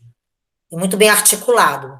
E, obviamente, que eles estão utilizando dos mesmos mecanismos que a gente. É claro, né, que a gente tem aquela questão daquele agravante de que, eu não disponibilizo Wi-Fi na minha casa, aquela coisa toda, mas eu acredito que essas pessoas que se interam dos problemas da sua comunidade, do seu território, né, e procuram de alguma maneira articular, fazer a diferença, né, fazer o seu trabalho ali de formiguinha, eles procuram estar articulado de todas as maneiras, estão usando de videoconferência, estão usando de home office, estão usando dos mecanismos que eles são possíveis e estão fazendo grandes feitos, e até digo mais, né, que essa coisa do videoconferência está tornando possível algumas coisas que não seriam possíveis, né, em tempos de não pandemia. Por exemplo, onde que eu estaria agora, né, onde que seria promovido, por que se faria uma promoção de um encontro desse, e conseguir linkar pessoas de estados diferentes, né, até mesmo o Weber, quando, junto com a Juliana e com a Ana, quando se articularam ao Fórum Cidade, Favela e Patrimônio, né, então, são alguns feitos que a gente não teria conseguido anteriormente, né. Agora, aquela coisa da região da comunidade vai ser sempre contundente, não tem como mudar. Realmente, aqui na Zona Sul, a gente tem tanta assistência que as pessoas chegam a serem acomodadas, né? Eu trabalhei um tempo em Manguinhos, trabalhei em um projeto social onde eu fazia parte do núcleo de artes marciais para crianças e adolescentes, e eu fiquei impressionada com o comportamento das crianças e dos adolescentes de lá, nessa fase que eu trabalhei, né? Isso foi em 2012, e me impressionou, porque eles chegavam embaixo de chuva, embaixo de sol, eles tinham fome de aprender, né? Tinha o núcleo de artes marciais, tinha o núcleo de teatro, né? Música, eram diversas atividades oferecidas. Era até patrocínio da refinaria de Manguinhos, era a única mantenedora do projeto, se chamava Usina de Cidadania, que deixou de existir com a desapropriação da refinaria no governo do Cabral, né, do Sérgio Cabral. E eu ficava impressionada com a vontade que as crianças... Eram mais de 2.000, muitas crianças, muitos adolescentes atendidos na parte da manhã e na parte da tarde, com várias atividades, e a forma como eles se dedicavam de corpo e alma, né, e o comportamento deles, e a gente conseguia promover, às vezes, passeios, né, com 2, 3 ônibus lotados de criança e adolescente, aí você imagina que vai ouvir funk do início até o final da viagem, né, até a ida do cinema, e não. Era incrível, porque a falta de assistência lá, né, faz com que as pessoas deem valor. É bem simples assim.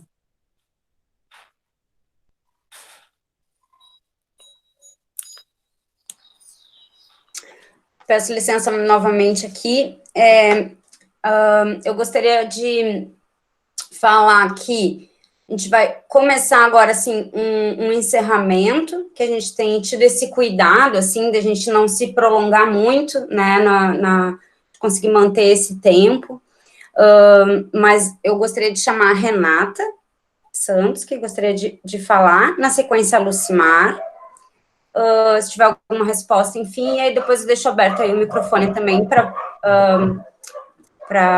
enfim, para conversas de encaminhamento, caso a gente queira fazer, e abro também para o Weber. Renata.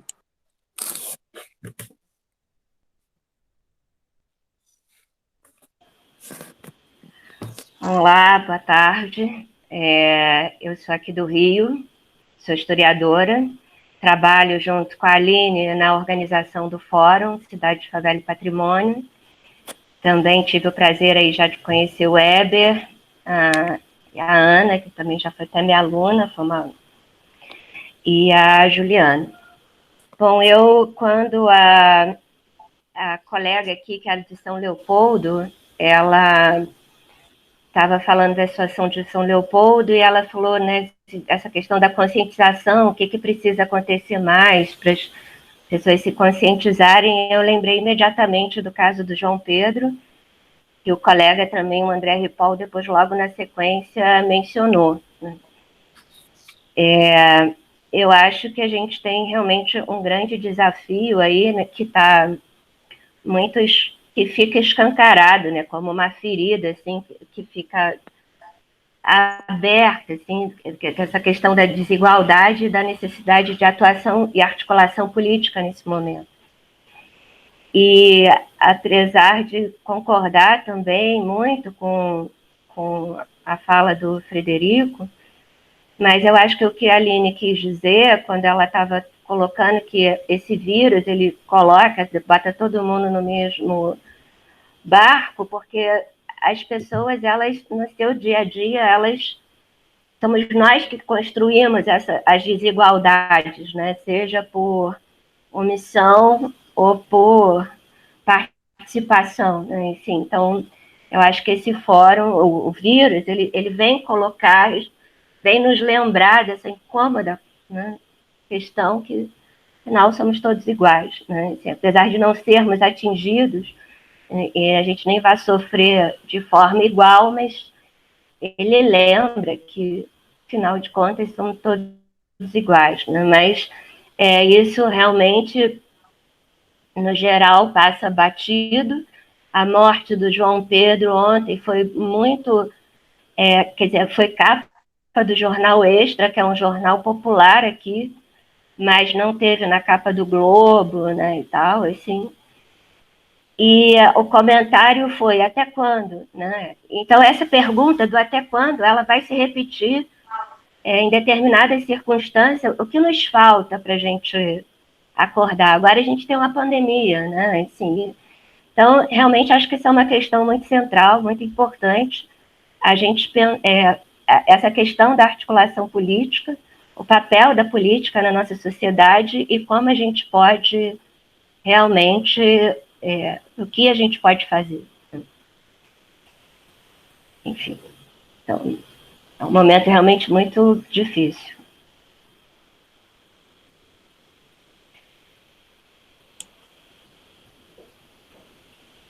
Enfim, era mais esse comentário também que eu queria deixar aqui, e agradecer também aí a oportunidade de estar aqui com vocês, através da Aline, que convidou também. Obrigado. Renata, eu acho que às vezes, quando a palavra passar para a Bárbara, ela vai demorar um pouquinho, porque ela está ali com uns objetos muito do sul aqui, e que ocupam a boca dela, que ela está tomando um chimarrão. Então, enfim, esses aspectos culturais assim que vão se misturando, né, num encontro desses. Mas o Fred, porque tem uma passagem por aqui, gosta de tomar mate também, que é uma água quente amarga, assim. Basicamente é isso, mas a gente gosta. Fala, Bárbara. Não, eu ia passar a palavra para a Lucimar. Eu sugiro assim que a Lucimar fale, a gente passa para a Aline, e aí a Aline faz um fechamento para nós. Exatamente. Essa era a ideia. Legal. Seu microfone está fechado, Lucimar. Clica embaixo ali, onde tem o microfonezinho. Eu não consigo abrir porque quem está cuidando aqui é o Marcelo, mas ele não está com a gente agora. Isso. Abriu? Sim, Abriu, né? Estamos te ouvindo. Tá. Ok. Então, obrigada, Bárbara.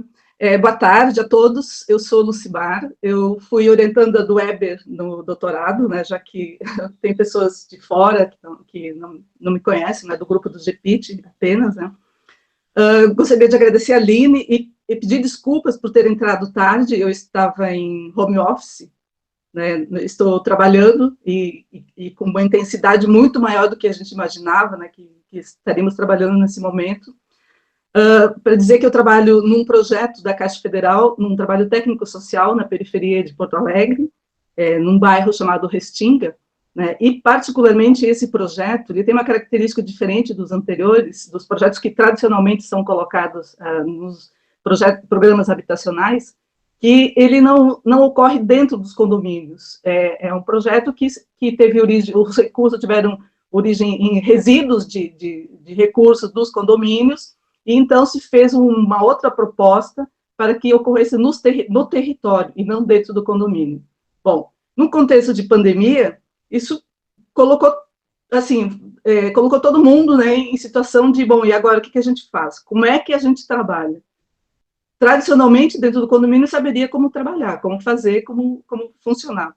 Quando a gente vai para os territórios, a gente se dá conta da vida real, ou seja, de inúmeras outras comunidades carentes que a gente nem fazia ideia que elas estavam ali, né, que, enfim, não apareciam nas estatísticas, não apareciam nos mapas, não apareciam nos aglomerados subnormais do IBGE e assim por diante, né. E aí é colocado o desafio, né, de como lidar, como fazer o trabalho, né, à distância, porque nesse momento nós estamos trabalhando todos à distância, né, com comunidades extremamente carentes, que sequer têm acesso a um chip ou a um telefone para acessar o recurso emergencial e assim por diante. Evidentemente, nós estamos falando da dimensão do que é no Rio de Janeiro. Inclusive, uma das coordenadoras do projeto, estávamos em reunião há pouco, trabalha em Belford Roxo e acompanha 10 empreendimentos aí no Rio, então ela tem bastante experiência, né, ou seja, a dimensão é muito maior do que essa com a qual eu estou lidando aqui.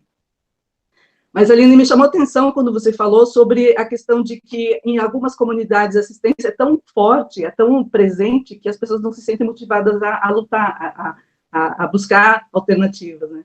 E aqui a gente vê o contrário, né, que a primeira coisa que ficou evidente foi exatamente o desmonte da assistência social.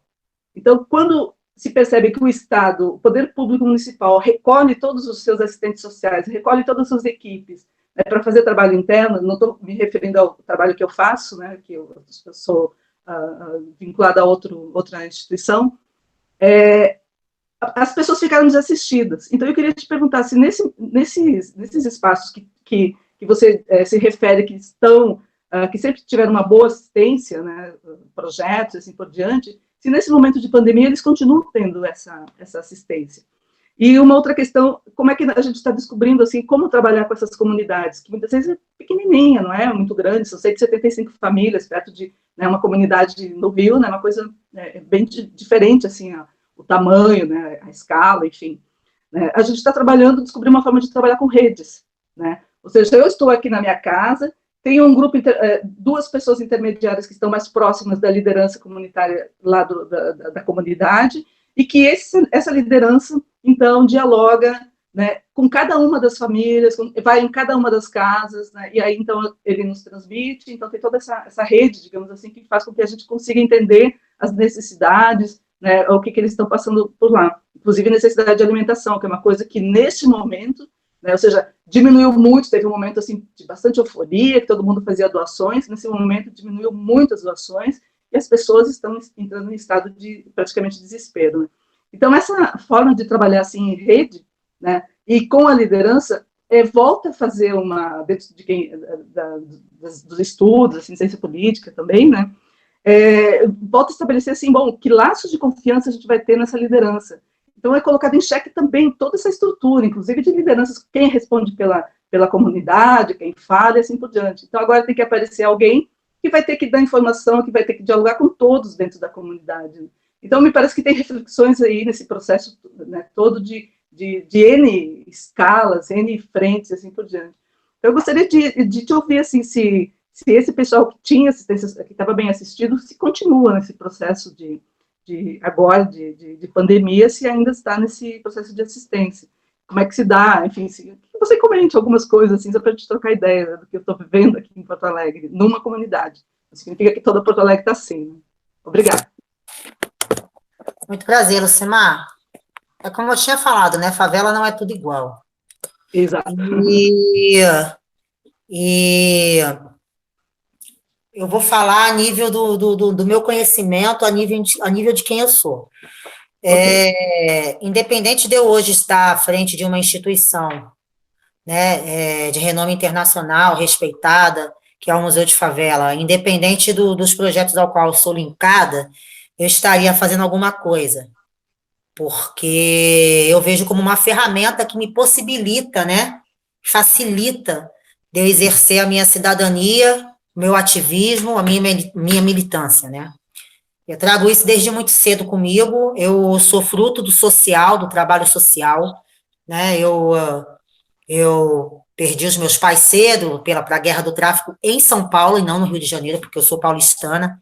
Então, eu sou nascida e criada numa favela de São Paulo e vim para o Rio de Janeiro ainda muito nova, né, quase uma menina, e aqui eu reescrevi a minha história, e tive muito apoio do trabalho social, sim. Só que aí eu me permiti, eu aceitei, eu quis. E de contrapartida, eu tive colegas, eu tive amigos que tiveram a mesma oportunidade e eu reencontrei eles anos depois, parece até ironia, mas encontrei 2 deles que estiveram em casa de acolhida junto comigo, que tiveram as mesmas oportunidades oferecidas, um plantando na boca de fumo daqui do Pavão e o outro viciado em crack nas ruas igual um mendigo. Então, assim, eu não sou muito de sensacionalismo, eu sou uma pessoa que sei muito bem da importância da luta racial, das conquistas até agora, eu sou uma pessoa que eu entendo o valor das lutas feministas e tudo mais, só que eu discordo de alguns pontos sensacionalistas, tá? Eu acho que se eu sair das ruas, entendeu? Se eu conseguir, eu acho que qualquer outro que tenha saúde, que não tenha nenhum problema, consegue. Também acredito, sim, tem um fator histórico aí, né, que está entranhado e que é ele que fortalece nessa cultura da autodestruição, né, dos favelados, dos negros no geral, porque aí a gente vai bater naquelas questões lá, né, mas o cara depois de 60 anos que ganhou a liberdade da escravidão, a gente sabe que até hoje tem muita gente aí que está escravo e nem sabe que é escravo, né, eu, por exemplo, na minha caminhada, eu conheci pessoas que nem sabiam que estavam sendo escravizadas, trabalhava no Bananal aí, na BR-116, a caminho de Curitiba, ganhando R$2 por semana, né? Isso eu era andarilha, estava com a minha roupa do corpo, tentando sobreviver, fugindo de São Paulo para Curitiba antes de vir para o Rio, caminhando, trecheira ali pela BR-116. Então, assim, tem algumas coisas que não entram muito na minha cabeça, porque eu senti na pele. Então, alguns argumentos sensacionalistas, entendeu? Eu não consigo entender, porque eu não estou simplesmente falando baseada em nenhum conhecimento acadêmico ou levantamento estatístico, eu estou falando baseado nas minhas vivências práticas, entendeu? Então, assim, quando eu falo que aqui tem uma assistência, tem sim em relação ao Covid, voltando à questão Covid, desde o início que se começou as mobilizações para poder atender as famílias aqui da comunidade, já se esbarrava, já era falado dessa possibilidade de que até quem tinha dinheiro estava começando a ficar desesperado, até empresários estavam fechando suas empresas, mandando seus funcionários embora, né, e que enquanto fosse possível receber essa ajuda, que a gente não sabe até quando, né, que isso vai durar, então todo mundo aqui está ciente, né. Eu, por exemplo, né, diferentemente de grande maioria aí de alguns amigos, né, que estão aí também na linha de frente do fogo cruzado aí contra o Covid, eu tento a minha maneira fazer o meu melhor, por exemplo, né, a gente do Museu de Favela aí, fomos chamados para colaborar com a REPOSTINHO, que é o polo de recebimento de umas cestas básicas que vem por um projeto aí, uma ação de 3 instituições aqui no Rio, né, que está atendendo a várias favelas. E aí o pessoal foi chamado, né, esses representantes dessas instituições foram chamados, incluindo eu, né, o pessoal do MUF, e o pessoal, tipo, fizeram as suas listas, mas de uma forma assim meio que aleatória, né? Pegando nome, poucos representantes que tiveram cuidado de fazer essa comparação de quem já pegou, para não estar dando nome de novo, está tirando a vez de quem não pegou. Eu já tenho uma lista fechada com 100, com 200, então eu não vou mais pegar nome, eu vou garantir que esses 100, esses 200 continuem recebendo essas cestas todo mês, e não só uma vez. É um pouco meio desorganizado, né? Talvez por falta de prática, né? A gente vai melhorar a prática mesmo. Porque eu nunca enfrentei uma pandemia. Entendeu? Eu não sou especialista em vírus, em virose. Então, quer dizer, né, a gente bota a cara mesmo, né? Eu sei que é um risco, é assim que eu penso. É um risco que está lá fora, todo mundo está vulnerável. O professor tinha dito dessa questão de que, né, deixa transparente as diferenças, o contraste, que muitas vezes uma pessoa que tem uma alimentação X, uma vivência X, a gente está vendo que não é isso, que esse vírus é peculiar. É atleta se contaminando, é pessoa que tem uma condição financeira estável se contaminando e ficando internado em estado grave, né? Então, ele é bem peculiar, está sendo estudado, é algo novo para todo mundo, então, sobre essa parte mais específica, eu não tenho muito o que falar. O que eu tenho a dizer é que eu me visto, né, com as armas da minha fé, e vou fazer a minha parte. Alguém tem que fazer o trabalho sujo.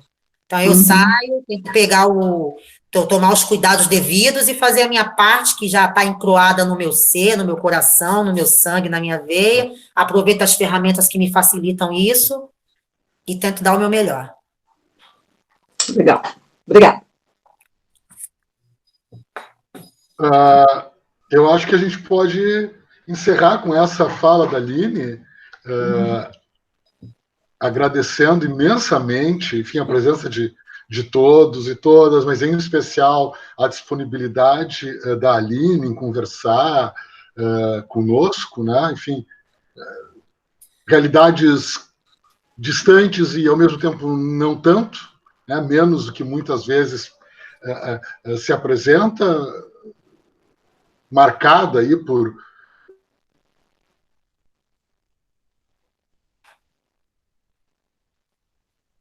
O Weber caiu? Caiu. Dá uma caidinha. Trancou a fala do Weber, né? Aline, eu também queria...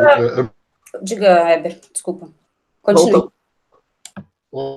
É que eu tranco, fico ali no canto, mas Aline, inclusive... Ai, que pena. Oi. Weber, tu está trancando, eu te sugiro que tu fale mais pausadamente, de repente fica melhor. E fecha a câmera de repente, Weber, que daí não sobrecarrega. Tá, Weber, versão rádio. Perfeito, estamos te ouvindo bem. Então, agradecer a Aline por trazer para nós esses elementos para a gente analisar, deu a experiência e o relato dela. Esses dois lugares que ela ocupa, que ela também tem um papel de analista, né? Ela analisa esse ambiente onde ela está imersa, e isso é sensacional, chamar atenção sobre as distinções e as diferenças também, quer dizer, dentro de um âmbito de uma certa igualdade, digamos, de condições frente ao vírus, né? E da própria situação das comunidades no Rio de Janeiro, o quanto elas têm esse nível de diferença, o quanto essa diferença é marcada por uma localização territorial, né, o que para nós interessa particularmente, e isso no Rio é sempre assim muito forte, é muito exemplar, ocorre em outros lugares, mas não com a força que tem na experiência carioca. Assim, muito obrigado. Eu acho que amanhã a gente se encontra de novo, né, nessa coisa busto hablantes, como disse uma amiga, uma colega espanhola, né? Ficamos todos enxergando todo mundo dos ombros para cima. E acho que amanhã a gente se encontra no encontro dos GTs, né? Do fórum. É amanhã? Né? É amanhã. É amanhã, e eu espero que quem possa comparecer esteja disponível, esteja lá com a gente. Vai ser bastante esclarecedor. Eu acho que Eu estou, na verdade, convidando vocês a acatarem um direito de todos nós.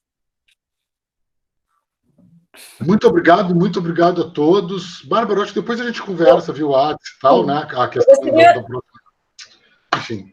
Eu gostaria apenas ainda de especial assim para a Aline, que é a nossa convidada hoje, né? Primeiro, assim, realmente agradecer, foi um prazer te conhecer, mesmo que assim virtualmente. Agradecer a todos os participantes.